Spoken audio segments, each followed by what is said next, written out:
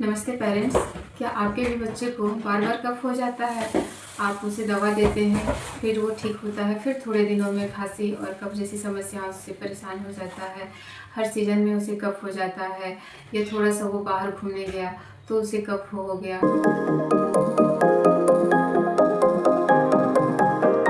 आज हम इसके बारे में डिटेल में बात करेंगे।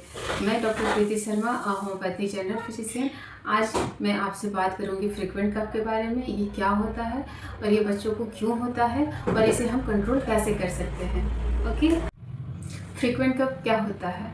अगर बच्चों में साल भर में 3 से 4 या उससे अधिक बार खांसी हो, वेदर चेंज होने पे खांसी हो, या रात में खांसी बढ़ जाए, सुबह में खांसी बढ़ जाए, तो इस कंडीशन को हम फ्रीक्वेंट कफ कहते हैं। अब हम जानेंगे बच्चों में फ्रीक्वेंट कफ के कॉमन कॉज। लो इम्यूनिटी, बार बार वायरल इन्फेक्शन होना, एलर्जी धूल से, मिट्टी से, ठंडी हवा, स्मोक से, इसके वजह से भी बहुत कफ होता है। एडेनोइड या टॉन्सिल बढ़ा हुआ होना, गलत डाइट के वजह से कफ होता है। बार बार एंटीबायोटिक्स का यूज, अगर हम बहुत ज़्यादा एंटीबायोटिक का यूज कर देते हैं उसके वजह से भी फ्रीक्वेंट कफ होते रहता है। कुछ बच्चों में डाइजेशन प्रॉब्लम या एसिडिटी के कारण भी फ्रीक्वेंट कफ होता है। अब हम जानेंगे कि डॉक्टर को कब दिखाना ज़रूरी है। अगर आपके बच्चे को 2 सप्ताह से ज़्यादा कफ है या वो कफ से परेशान है तो उसे इमीडिएट डॉक्टर को दिखाएं। और अगर बच्चे को अगर सांस लेने में दिक्कत हो रही हो, या बच्चे को बार बार फीवर के साथ कफ हो रहा हो, उसका वेट गेन नहीं हो रहा हो, रात को कफ से नींद डिस्टर्ब हो रहा हो, तो डॉक्टर को दिखाना ज़रूरी है। बात करेंगे कुछ डाइट टिप्स के बारे में जिसे हम फॉलो करके कफ को कंट्रोल कर सकते हैं। जैसे कि गर्म फ्रेश घर का खाना खाना बहुत ही हेल्दी होता है। हल्दी वाली दूध एज के अकॉर्डिंग हम बच्चे को दे सकते हैं। कोल्ड ड्रिंक्स, आइसक्रीम अवॉइड करें।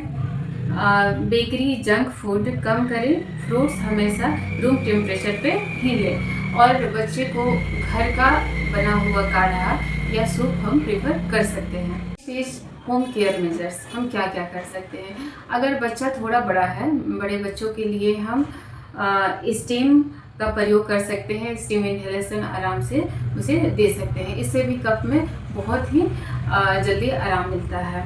लूकवार्म वाटर हमेशा पिलाएंगे, ठीक है। बच्चों को ठंड से बचाएंगे। धूल, स्मोक, स्ट्रॉन्ग परफ्यूम से दूर रखें।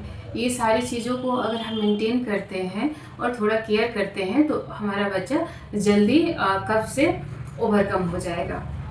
कुछ हम बात करते हैं होम्योपैथी ट्रीटमेंट का रोल कफ में क्या होता है।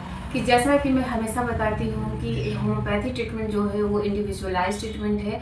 अगर 2 बच्चों को कफ है तो दोनों बच्चों को सेम दवा नहीं प्रिस्क्राइब किया जाएगा। दोनों बच्चों को according to condition, according to constitution, according to their desire homeopathic medicine prescribe होगा। और ये सिर्फ कफ को नहीं ठीक करता है, ये कफ के जो एक्चुअल रूट कॉज है उस पर काम करेगी, और उसको रूट को जब क्योर करेगी तो ऑटोमेटिक कफ ठीक होगा। जब हम होम्योपैथिक ट्रीटमेंट लेते हैं तो बच्चे का कफ तो ठीक होता ही है, उसका इम्यून सिस्टम भी बूस्ट होता है।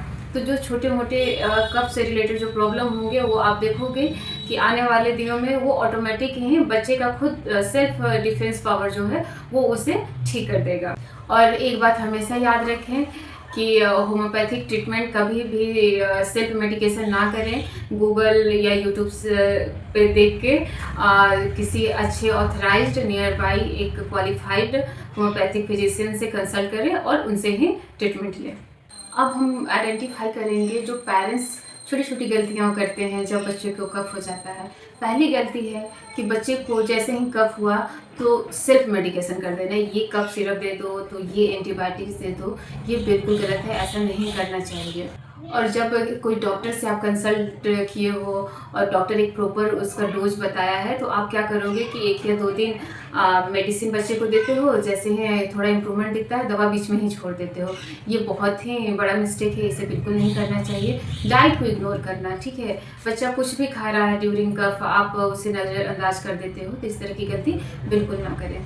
हेट लास्टली देखिए, फ्रीक्वेंट कफ बहुत ही कॉमन है। आप हर 3 बच्चों में देख सकते हो कि उसमें से 2 बच्चा को फ्रीक्वेंट कफ से प्रॉब्लम है। लेकिन एक प्रॉपर डाइट, अच्छे मैनेजमेंट से, एक प्रॉपर केयर से और प्रॉपर ट्रीटमेंट से हम बच्चे को बिल्कुल ठीक कर सकते हैं कि उसका जो ये फ्रीक्वेंसी है, कफ का फ्रीक्वेंसी है, वो बिल्कुल ही ख़त्म हो जाएगा।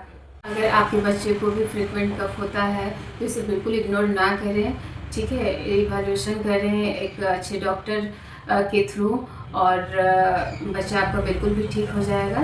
परेशान होने वाली बिल्कुल भी बात नहीं है, ठीक है। अगर आपको वीडियो यूजफुल लगा, इन्फॉर्मेटिव लगा, तो वीडियो को लाइक करें और दूसरे पेरेंट्स के साथ शेयर करें ताकि उन्हें भी इस तरह की नॉलेज हो सके, और चैनल को सब्सक्राइब करें। ओके, आज के लिए इतना भी ही।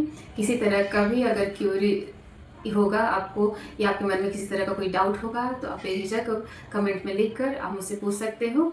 मैं आपको सारे क्वेश्चन के आंसर कर दूंगी।